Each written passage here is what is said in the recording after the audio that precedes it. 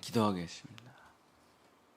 주님, 주님의 비밀을 알게 하시고 주님의 뜻을 알게 하시고 주님의 놀라운 환상과 계시를 알게 하시고 주여 주님의 꿈을 알아서 주여 우리가 세상 사람들이 아니야 눈에 보이는 것만 보는 것이 아니라 영안을 열어주시고 성령을 부어주셔서 하나님의 깊은 것까지도 알아갈 수 있는 우리 성도들 되게 이 새벽에 축복하여 주시옵소서. 예수 그리스도 이름으로 간절히 기도드렸습니다. 아멘. 오늘은 종말의 비밀 다니엘 두 번째 시간으로 꿈을 해석하는 자라는 제목으로 말씀을 전하고자 합니다. 꿈은 두 가지가 있습니다. 하나는 현현몽이라는 게 있고 하나는 잠재몽이라는 게 있습니다. 현현몽이라는 거는 우리가 일상을 살면서 봤던 것, 느꼈던 것, 생각들, 감정들이 잔상으로 남아서 그게 꿈에 나타나는 겁니다. 그냥 이제 별로 큰 의미가 없는 개꿈이에요. 아무 의미가 없습니다. 근데 두 번째 꿈이 있습니다. 잠재몽이라는 게 있어요. 너무 확실하고 분명하고 잊혀지지 않는 꿈이며 도대체 뭔가 비밀이 담겨 있을 것 같은 그런 꿈이죠. 알 수 없는 비밀과 계시, 하늘의 뜻이 담겨 있는 꿈을 상담 심리학적으로 잠재몽이라고 합니다. 우리는 꿈에서 본 일이 그대로 현실에 나타나는 일들을 많이 겪곤 합니다. 그것을 프랑스어로 데자뷰라고 하죠. 데자뷰. 한국말로는 기시감이라고 해요. 기시감. 꿈에서 본 거와 똑같은 모습이 현실에 그대로 나타나게 돼서 굉장히 익숙한 것 같고 어디서 본 것 같고 여기 어디서 와본 데 같은데 이런 거죠. 옛날 우리 신앙의 선배들은 신학적인 자료도 없었고 목사님들도 없었고 뭐 아무것도 없어요. 중국에서 번역된 뉴가 복음이라는 그거 하나 있었습니다. 근데 우리보다 훨씬 더 뛰어난 신앙생활을 했어요. 어떻게 우리의 선조들은 예수 믿은 지 일주일 만에 고문당하고 목이 잘려도 그 환상과 계시를 보면서 그 신앙을 유지하고 정말 1907년에 이 조선 땅 전체가 성령의 대부흥과 회개의 역사가 일어날 수가 있었냐. 우리 신앙의 선배들이 가장 잘했던 게 뭐냐면 이 꿈이에요. 꿈 해석. 전 세계 어디 교회를 가도요 새벽 기도라는 게 없어요. 주여 삼창이라는 게 없어요. 근데 왜 우리나라 사람들만 새벽 기도를 하냐, 금요 철야를 하냐. 그게 기독교가 원래 들어오기 전부터 있었던 우리가 가지고 있는 특별한 영적인 어떤 제사들, 뭐 제의들 그런 것이죠. 원래 우리는 새벽에 물을 떠놓고 그렇게 기도를 했어요. 원래. 그게 예수를 만나서 그게 새벽 기도로 바뀐 거죠. 원래 산속에 들어가서 그렇게 뭔가 영험한 신비로운 원래 우리는 유일신 사상이잖아요. 그래서 하늘님들을 그렇게 찾았다고요. 그게 예수님으로 바뀐 거죠. 정확하게 알게 된 거죠. 그래서 우리의 선조들은 이 영적인 사람들이에요. 타고났어요. 타고났어. 그래서 여러분이 이제 해외를 갔다 오면 갔다 올수록 점점 이런 생각이 듭니다. 해외여행을 갔다 오면 갔다 올수록 한국만한 데가 없어요. 한국만한 데가 없어. 안전하고 위험하지 않고 서로가 서로를 그래도 배려하고 살기 좋고 그 왜 그렇게 타고난 그런 놀라운 어떤 능력을 가지고 있느냐. 신비로움, 지혜로움, 영특함, 성실함 이런 것들을 그냥 내재하고 있는 거죠. 우리나라 사람들이. 어떻게 그럴 수가 있느냐. 영적인 능력이 진짜 탁월해서 그래요. 우리나라 사람들이. 그래서 우리의 선조들은 정말 많은 꿈들을 보고 정말 많은 꿈을 해석했습니다. 그래서 미래를 준비했고 어려운 사고들을 예방했고 정말 중요한 나라의 중요한 결정들과 민족의 대소사들을 다 꿈으로 봤고 진짜 데자뷰 같은 거죠. 왕들과 신하들과 우리 선지자들이 진짜 나라와 민족의 중요한 결정들을 꿈을 꾸고 그것을 해석하며 살아왔다. 그냥 아무것도 없었잖아요. 우리가 뭐 도서관이 있어요. 역사 자료가 있어요. 맨날 전쟁을 겪은 민족이라 아무것도 없잖아요. 우리 민족의 위대한 신앙의 역사는 바로 꿈이라 이거지. 그래서 할머니들은 매일 새벽 기도 나오는 할머니들 있죠. 그렇게 자기가 꿈을 꿨는데 너 오늘 조심해야 된다. 그런 얘기 많이 하잖아, 그죠? 다니엘도 그 꿈의 사람입니다. 우리 조상들도 그렇지만 그 어떻게 그들이 그렇게 꿈을 꿀 수 있었고 그 꿈을 통해서 데자뷰를 통해서 미래를 예측하며 중요한 결정들을 하며 하나님의 뜻과 계획을 펼쳐갈 수 있었을까요? 다니엘 4장 8절. 다니엘 4장 8절. 그 후에 다니엘이 내 앞에 들어왔으니 그는 내 신의 이름을 따라 벨드사살이라 이름한 자요. 그의 안에는 거룩한 신들의 영이 있는 자라. 어떻게 꿈을 해석할 수 있었느냐? 성령을 영적인 사람이었다. 성령의 사람이었다. 4장 18절. 나 느부갓네살 왕이 이 꿈을 꾸었나니 너 벨드사살아 그 해석을 밝히 말하라.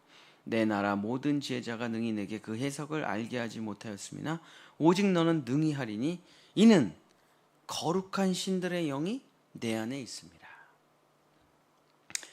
영적인 사람, 성령의 사람이 아니면 그냥 눈에 보이는 것만 보고 살아가는 거예요.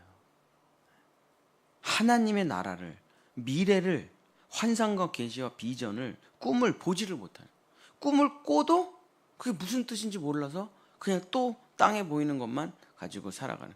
고린도전서 2장 13절 14절에 이게 아주 자세하게 나와 있는데 고린도전서 2장 전체가 뭐 그런 내용인데 너무 많아서 중요한 파트만 읽어보면 고린도전서 2장 13절 우리가 이것을 말하거니와 사람의 지혜로 가르친 말로 아니하고 이 지식이나 철학이나 사상이나 교육이나 그런 게 아니에요. 이런 세계는 오직 성령께서 가르치시는 것으로 하니 영적인 일은 영적인 것으로 분별하느니라. 영적인 세계는 영적인 사람 말고는 알지 못한다는 겁니다. 2장 14절 육에 속한 사람들은 하나님의 성령의 일들을 받지 아니하나니 이는 그것들이 그에게는 어리석게 보이며 또 그는 그것들을 알 수도 없나니 그러한 일은 영적으로 분별되기 때문이라. 그래서 영에 속한 사람은 영적인 일을 다 알지만 육에 속한 사람들은 평생 죽을 때까지 단 하나도 못. 그래서 맨날 하나님이 있는지 없는지 모르겠습니다. 하나님이 있다면 제가 믿을 텐데 하나님을 좀 만나기 원합니다. 육체로 어떻게 하나님을 만나냐고요. 육체로. 하나님은 영이신데 육체의 세계에 살아가면서 자기의 이성으로 자기의 오감으로 하나님을 어떻게 만나냐고요. 그렇죠? 사랑이라는 걸 어떻게 눈으로 보냐고요.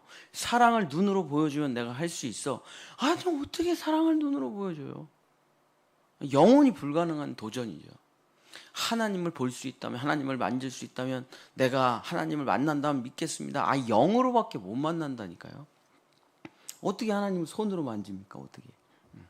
그러니까 불가능한 질문을 하고 불가능한 대답을 찾으니 평생 하나님을 못 만나는 거. 영으로 만나야죠. 영으로. 영적인 것으로. 그래서 성경에 기록하고 있습니다. 영적인 사람이 되지 못한다면 하나님의 일들은 아무것도 모른다. 자, 그렇다면 어떤 사람은 영적이고 어떤 사람은 영적이지 않는 그 궁극적인 차이가 뭐냐? 어저께 제가 이런 얘기를 했죠. 이상과 환상과 계시를 볼 수 있는 사람은 어떤 사람이냐? 정결한 사람은 뭐예요? 정결한 사람. 자기 마음이 욕심으로 가득하면은 시몬이 그랬습니다. 막 성령이 임해요. 내가 돈 줄 테니까 그것 좀 나한테 팔아. 돈 주고 살 수 있는 능력이 아니라니까 이게. 정결하고 거룩한 사람만 하나님의 그 계시가 임하는 거예요. 자, 그러면 성령을 가져서 꿈을 풀면서 영적인 세계를 봐야 되는데, 그럼 어떤 사람은 영적인 사람이 되고 어떤 사람은 영적인 사람이 되지 못하느냐? 다니엘 5장 20절 21절 읽고 마치겠습니다. 제가 요즘 다시 설교가 자꾸 길어져가지고 오늘 지금 정신 차리고 20분에 무조건 끝내려고. 다니엘 5장 20절 21절 그가 마음이 높아지며 뜻이 완악하여 교만을 행함으로 그의 왕위가 패한 바 되며 그의 영광을 빼앗기고 사람 중에서 쫓겨나며 그의 마음이 들짐승의 마음과 같았고 또 들나귀와 함께 살며 또 소처럼 풀을 먹으며 그의 몸이 하늘 이슬에 젖었으며 지극히 높이신 하나님이 사람 나라를 다스리시며 자기의 뜻대로 누구든지 그 자리에 세우시는 줄을 알기에 이르렀나이다. 느부갓네살 왕이 꿈을 풀지를 못해요. 모든 권력과 지혜와 모든 게 다 있는데 왜 풀지 못한다고 합니까? 영적인 세계를 왜 보지 못한다고 말하고 있습니까? 교만해서 완악해서 마음이 높아져서. 그래서 겸손하지 못하면 꿈풀이가 안 돼요. 겸손하지 못하면 무릎 꿇고 주님 앞에 나아가 간절히 기도하고 하나님의 그 뜻을 알기 위해서 자기의 시간과 노력과 정성을 쏟아붓지 않으면 그건 이제 겸손이라고 하는 거죠. 하나님 앞에 나아가는 거예요. 물어보는 거예요. 간구하는 거예요. 무슨 뜻인지 가르쳐 주십시오. 그래서 항상 제가 말하는 게 있잖아요. 성경은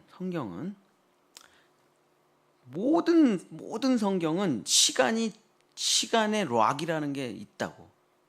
그래서 뭐 그냥 읽어요. 다니엘 뭔 말인지 하나도 몰라요.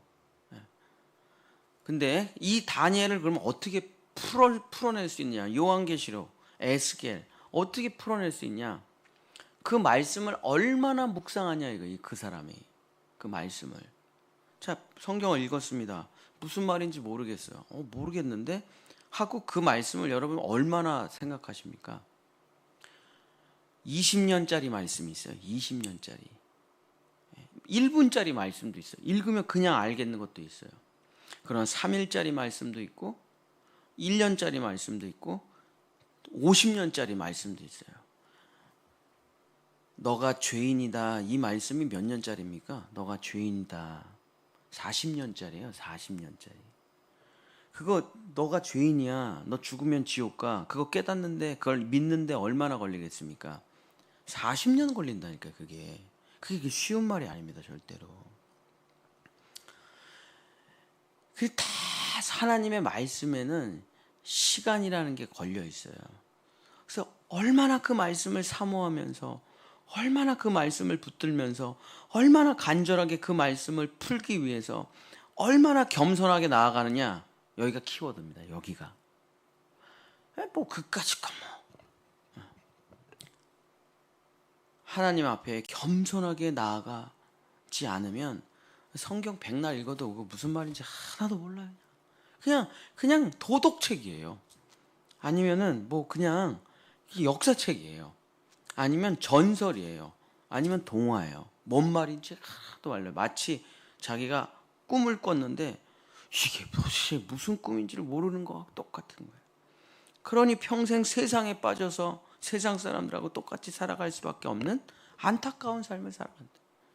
사랑하는 본향의 성도 여러분, 말씀을 마치겠습니다. 영적인 사람이 돼야죠. 그리스도인의 핵심은 영적인 사람입니다.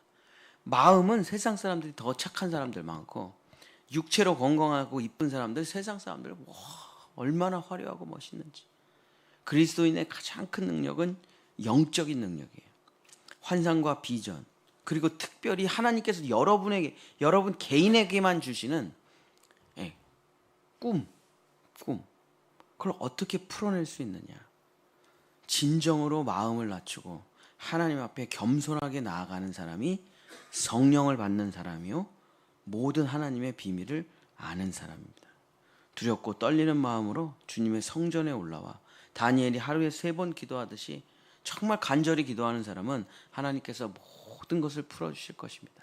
우리 본향의 성도님들 그리고 우리 자녀들이 정말 꿈의 사람이 되시기를 예수님의 이름으로 간절히 축복합니다. 기도하겠습니다. 주님, 영적인 사람이 되게 해주시옵소서. 영이 우리의 마음을 지배하고 영이 우리의 육신을 지배하여 성령의 사람이 되게 하여 주시옵소서. 그래서 보지 못하는 것을 보고 듣지 못하는 것을 듣고 깨닫지 못하는 것을 알아가 믿음의 사람들, 하나님의 모든 것을 아는 우리 본향의 성도들, 우리 자녀들 되어서 주여 하나님 어두움의 빛처럼 나아가고 주여 혼돈과 공허와 깊은 흑암 가운데 성령의 운행으로 나아가는 우리 성도들 될 수 있도록 축복하여 주시옵소서. 여호와는 내게 복을 주시고 너를 지키시기를 원하며 여호와는 그 얼굴을 내게 비추사 은혜 베푸시기를 원하며 여호와는 그 얼굴을 내게로 향하여 드사 평강 주시기를 원하노라. 아멘.